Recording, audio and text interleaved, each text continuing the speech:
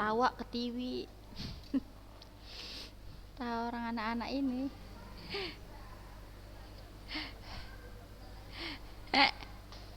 Iya, mana ya kok masih baru 12 orang.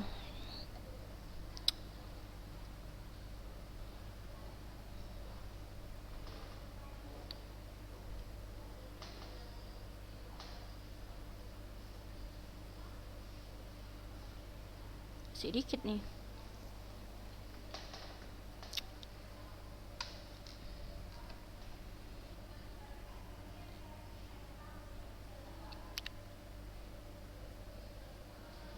Semua dibuka ya kameranya ya. Kameranya dibuka semuanya ya. Restu, Ainus, Sofi.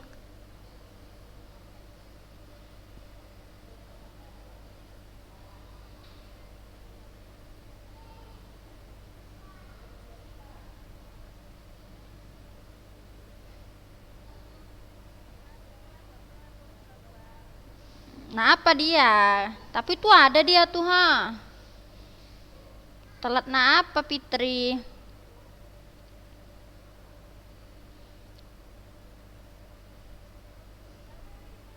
Iya, dah aja. Buka semua dulu kameranya ya. Ainus, Rizky Maisaro.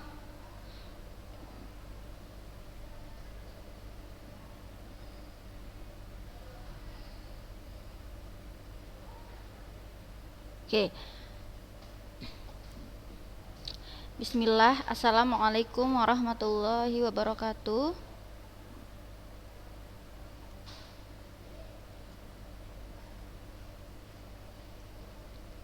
Alhamdulillah, puji syukur kita ucapkan kepada Allah Subhanahu wa taala yang mana dengan limpahan rahmat serta karunia darinya kita bisa mengikuti kembali kegiatan pembelajaran daring pada hari ini. Apa kabar anak-anak ustazah kelas 12?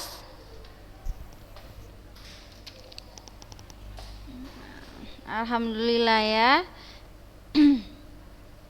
Iya, jadi alhamdulillah ya kita hari ini diberikan kemudahan ya, kesehatan sehingga kita bisa melanjutkan materi untuk pelajaran bahasa Indonesia. Jadi untuk hari ini materi yang mau kita bahas adalah masih seputar tentang fakta dan opini, tapi nanti kalau sempat kita akan membahas strukturnya, struktur dari teks artikel. Ya, jadi anak-anak ustazah yang sudah hadir ya, yang sudah bergabung, tolong dibuka kameranya, mic-nya dimatikan dulu ya anak-anak ustazah ya. Oke, bisa kita mulai? Bisa?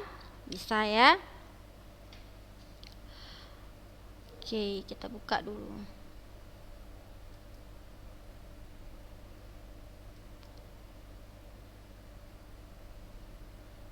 Minggu lalu sampai mana materi kita? Tentang ini ya, ustazah bertanya jawab ya, tentang fakta dan opini ya. Iya, minggu lalu ini kita bahas ya. Ya, artikelnya.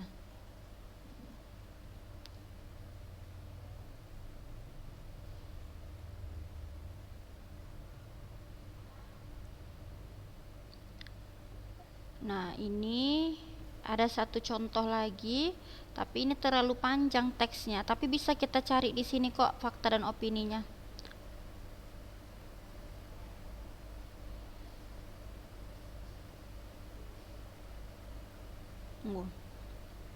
Boleh kita baca dulu ini ya anak-anak ustazah ya, untuk untuk memudahkan kita ya, membiasakan kita untuk membedakan kalimat fakta dan opini.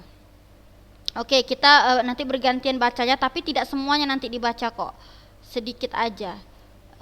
Untuk yang pertama Dea Aranoya, coba baca yang paragraf pertama nak, memotret kondisi kesehatan Indonesia ya, silahkan.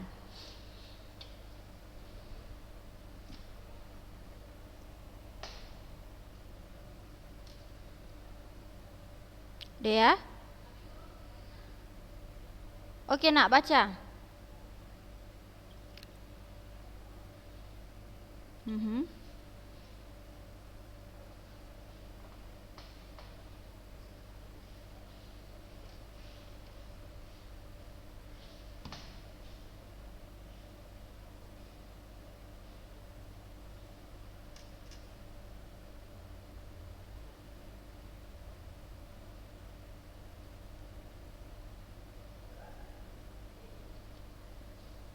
Lanjut. Lanjut, Nak, lanjut.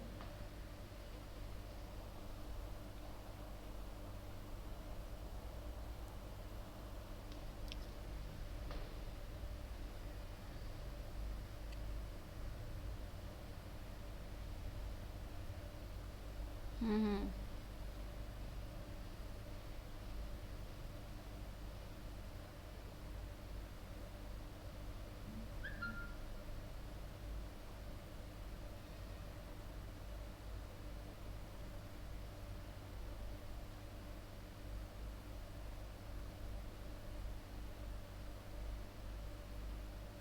Lanjut.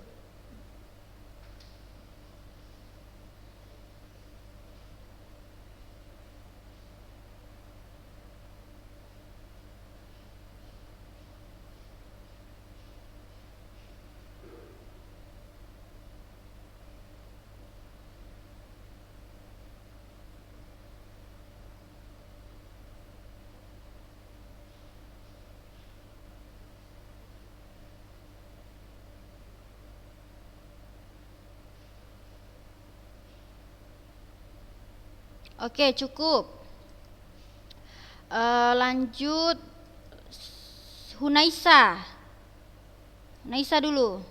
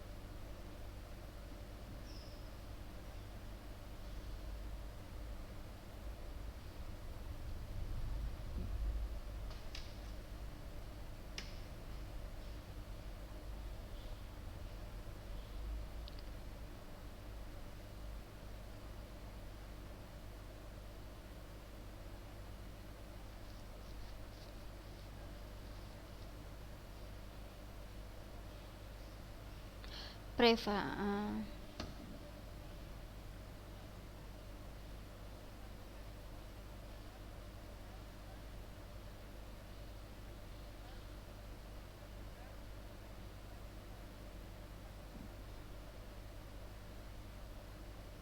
Kaya.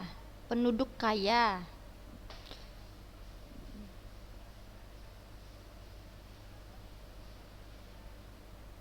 Oke, cukup. Nah, coba anak-anak ustazah perhatikan, ada nggak masalah yang diungkapkan pada teks tersebut? Ada masalah nggak yang diungkapkan pada teks tersebut? Sehingga dia diangkat menjadi artikel, ya. Coba, siapa yang bisa jawab masalahnya apa yang diungkapkan?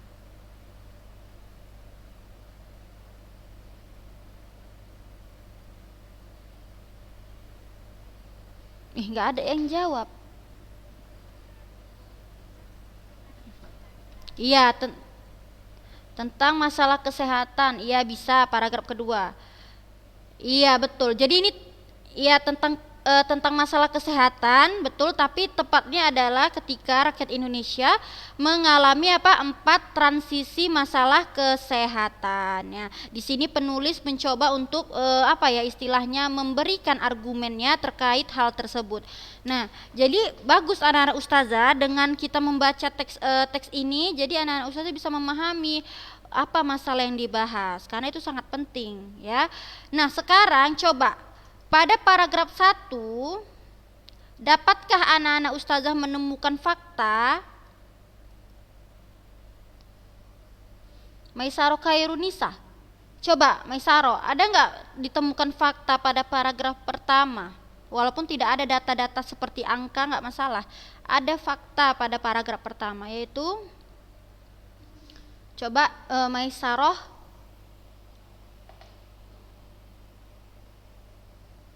Maisaroh. Adanya. Iya. Bilanglah, tar ya Ustazah. Nah, coba Maisaroh, apa fakta? Nggak apa-apa, bilang aja. Kira-kira apa Maisaroh? Jadi fakta itu dia ada yang berupa apa ya, uraian, dia tidak harus tentang angka-angka gitu. Coba. Tuh, nggak ada yang bisa jawab ini.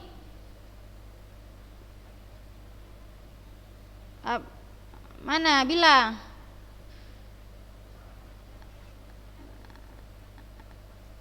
Iya, betul.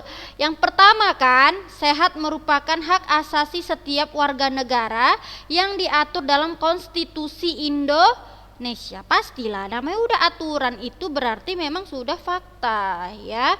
Nah, coba Ustazah mau tanya dulu si Arida.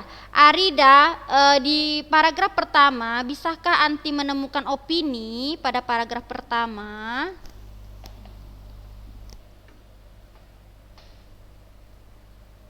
Coba.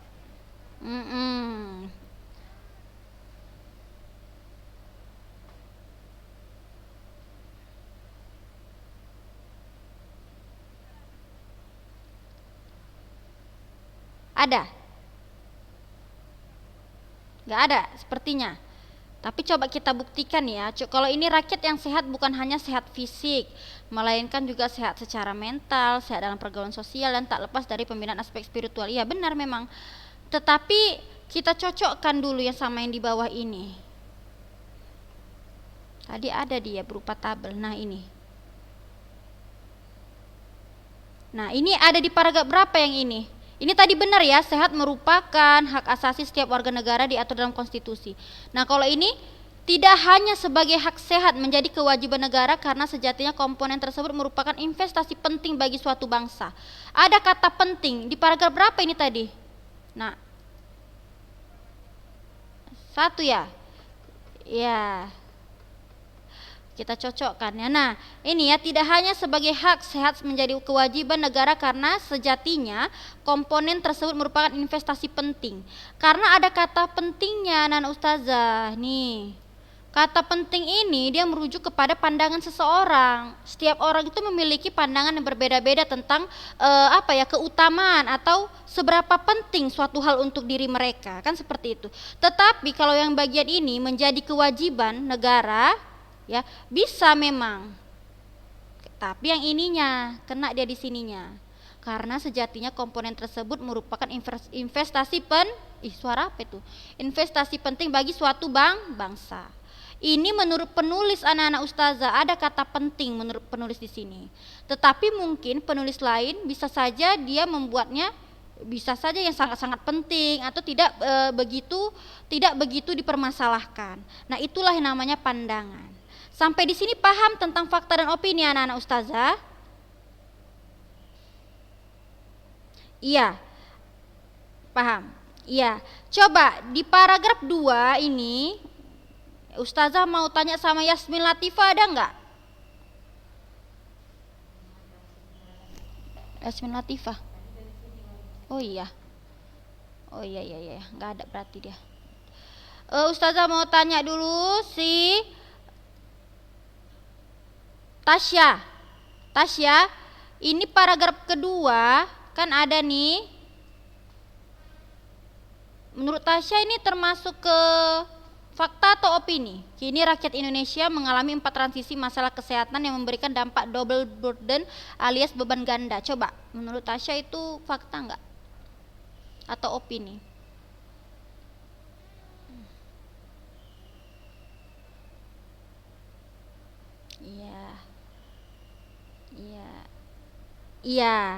Iya betul. Ya, karena memang sudah ada suatu pengkajian ya apa itu keempat transisi tersebut. Nah, tapi kalau ini bisa dikatakan fakta, argumen, tapi dia memang mendekati fakta. Kenapa? Ya, ini kan tadi sudah dibuatnya opininya. Maka dia meyakini pembaca dengan menggunakan argumen. Ini bisa termasuk fakta. Kenapa? Karena di sini dia sudah mengalami 4 transisi masalah kesehatan yang memberikan dampak double burden alias beban ganda. Tetapi ustazah masih ragu sih, karena di sini ada kata yang beban ganda ini, ya kan, kita nggak tahu apakah setiap orang memang mengalami hal tersebut atau tidak. Tapi memang ini tidak terlalu nampak faktanya, ya, karena dia tidak ada datanya, paham ya. Tapi kalau ini, mana data-datanya? Coba, kalian tahu nggak data itu apa? Atau alasan yang logisnya? Di mana termasuk data-datanya? Iya, iya, terus gizi dan transisi perilaku. Itu namanya data. Jadi memang fakta harus memang menggunakan data-data yang sudah dikaji, ya, atau alasan yang logis. Nah, itulah dia. Jadi intinya data itu tidak hanya berupa angka. Misalnya 50% kah, ya kan, atau apalah berupa angka-angka, tidak. Ya, seperti ini juga, ini namanya data. Oke lah kalau gitu anak-anak ustazah. Ustazah rasa kalau untuk fakta dan opini insya Allah udah paham ya. Ini juga banyak contoh fakta-faktanya. Nih, misalnya mana lagi ya? Nih, yang dimulai dari pembuahan hingga anak berusia 2 tahun. Pokoknya banyak. Nanti di rumah anak-anak ustazah, kalian udah download PDF yang ustazah kirim nggak, yang buku ini? Dulu kan ada ustazah kirim kan, Nak? Ada. Nanti boleh dicatat-catat ya, fakta, opini seperti itu ya. Mana tahu masuk ujian gitu ya. Nah, ini juga nih data-data. Ini dia ustazah katakan, ini data yang berupa angka. Nih, ini dia berupa angka-angka. Ini udah termasuk fakta ini anak-anak ustazah nih. Oke, banyak ya, kalau misalnya kita telusuri banyak kali memang contoh-contohnya. Nah, sekarang Ustazah rasa kan cukup nih mengenai untuk menemukan fakta dan opini. Sekarang Ustazah mau kita melanjutkan materi tentang strukturnya. Bagaimana sih struktur artikel ya? Jadi sepertinya sama sih seperti editorial, inilah dia strukturnya ya. Ada beberapa hal yang harus diperhatikan, antara lain struktur artikel, opini, argumentasi dan bahasa yang digunakan. Tapi kayaknya ini bukan strukturnya. Cuman setahu ustazah memang artikel itu strukturnya juga seperti itu, ada isu, ada argumentasi, ada yang namanya penutup ya, atau memberikan solusi. Tapi ini kan dia enggak ya, di sini dia membuat struktur artikel opini, apa itu argumentasi dan bahasa yang digunakan. Nah, sekarang kita bahas satu-satu ya tentang mengungkapkan opini dalam bentuk kalimat yang benar. Nah, jadi ini penting kita pelajari kenapa setiap orang memang berhak memberikan tanggapan atau opini, tetapi dia harus tahu loh bagaimana cara memberikan opini atau pendapat. Ada nggak adab-adabnya dipelajari kalau kita mau memberikan tanggapan anak-anak ustazah? Ada nggak adabnya? Ya, ada.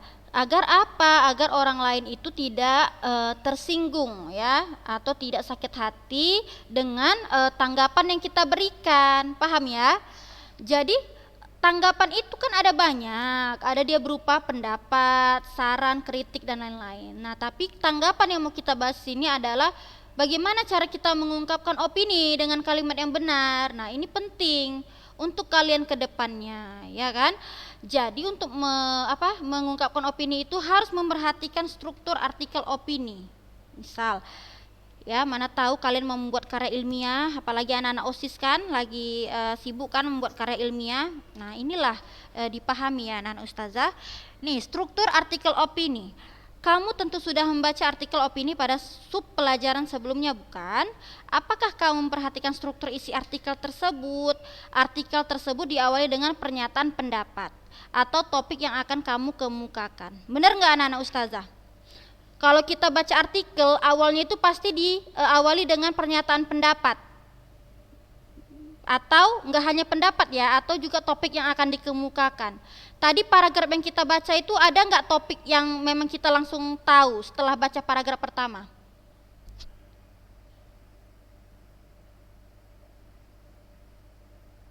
Mana nih suaranya? Ada enggak anak-anak ustazah apa topik yang dibahas pada paragraf pertama tadi? ini kan tentang ini tadi kan? Iya. Ini termasuk sudah masuk topik. Jadi topiknya itu adalah tentang kesehatan yang sudah diatur dalam Konstitusi Indonesia. Ini memang fakta anak-anak ustazah. Ya, tetapi pada paragraf 1 biasanya seringnya itu merupakan pendapat, ya. Paling kalau ada fakta itu pengantar aja, pengantar adanya topik, karena suatu topik itu kan biasanya dia memang dikaitkan dengan fakta yang sudah terjadi, yang memang beritanya itu sudah viral, meluas, fenomenal, makanya diangkatlah isu tersebut.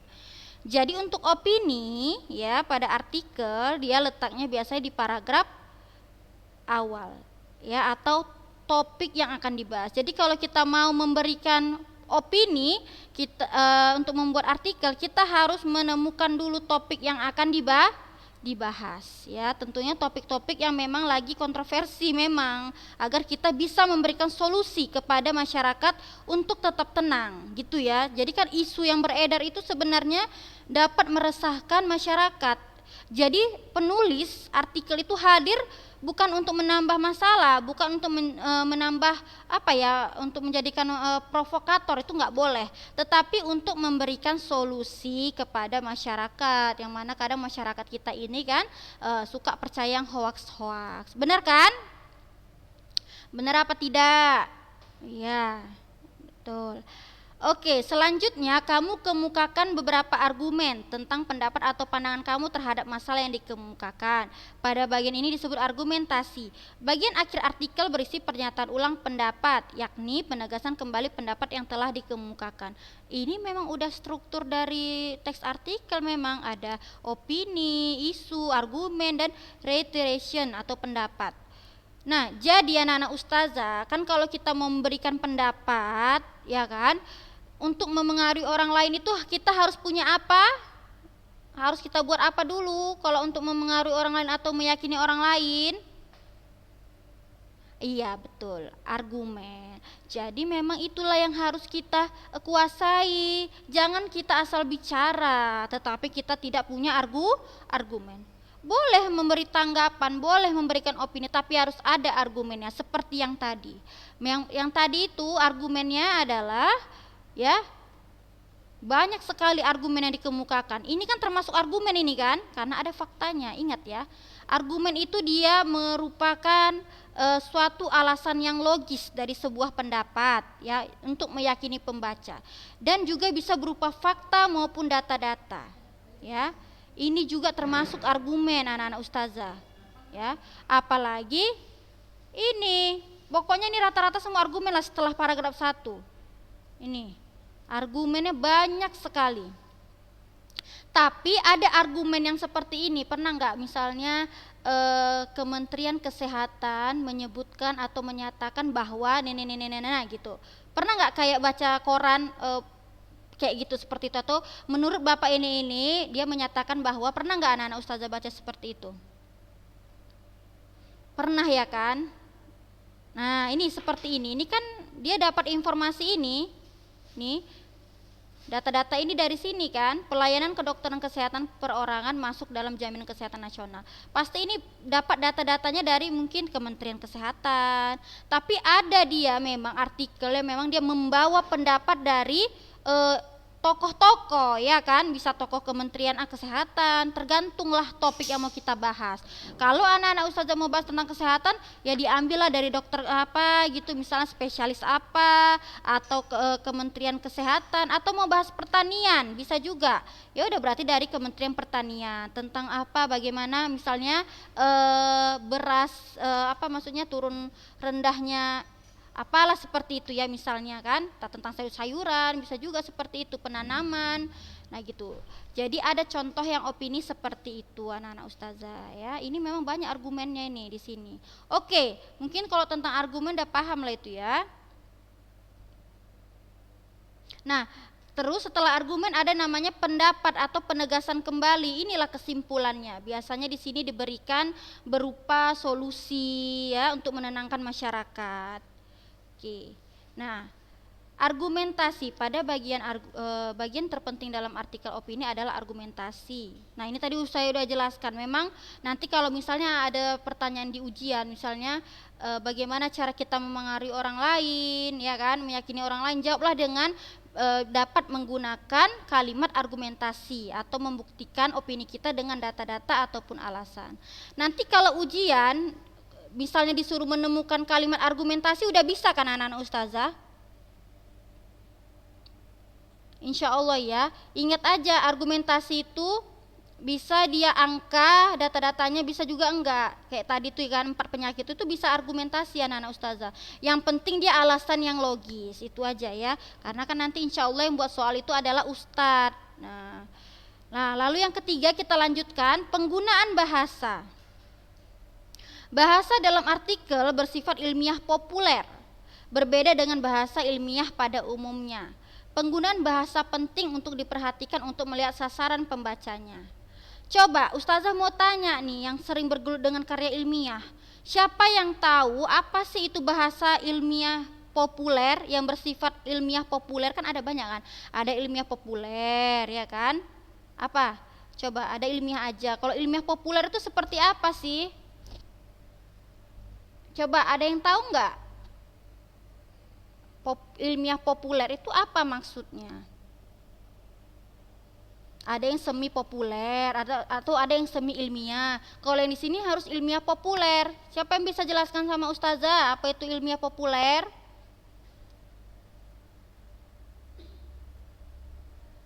Biasanya anak OSIS rajin loh buat karya ilmiah kan nak. Coba apa itu ilmiah populer? Artikan aja populer tuh apa gitu. Iya nak, iya bahasa populer itu artinya kayak mana nak kalau dikaitkan dengan kehidupan kita gitu loh.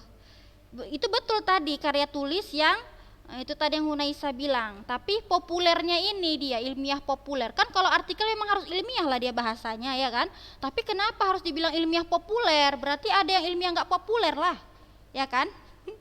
Coba.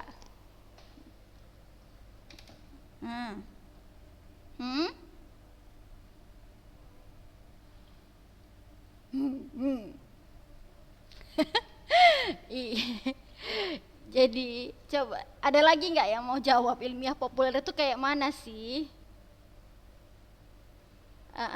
Coba ya Ca, apa Ca? Hmm. Hmm. Betul.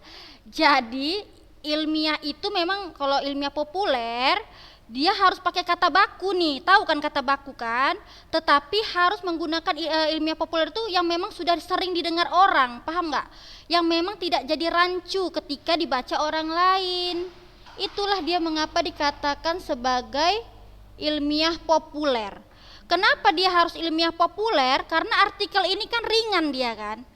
Dia tidak banyak ilmiah-ilmiah yang seperti ilmiah kayak apa ya, kata-kata seperti bidang biologi atau bidang-bidang tadi aja kita baca tentang bidang kesehatan, nggak ada tuh kayak kata-kata ilmiah yang Inggris-Inggris gitu, nggak ada kan, yang ada kata serapannya nggak ada.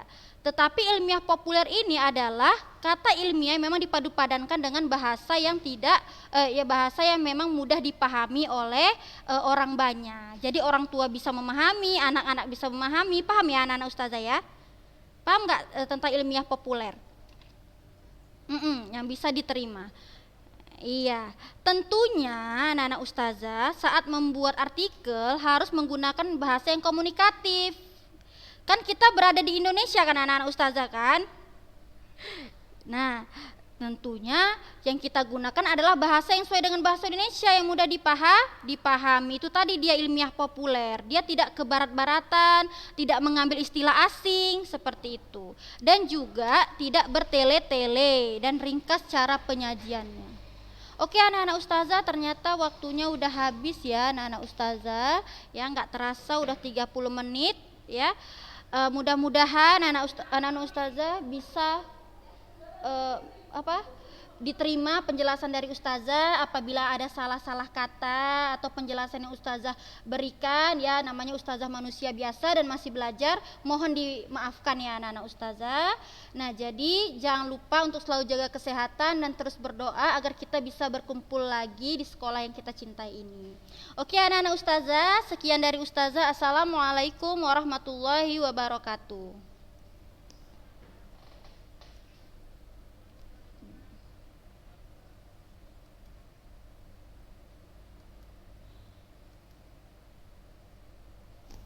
Udah rekamannya belum di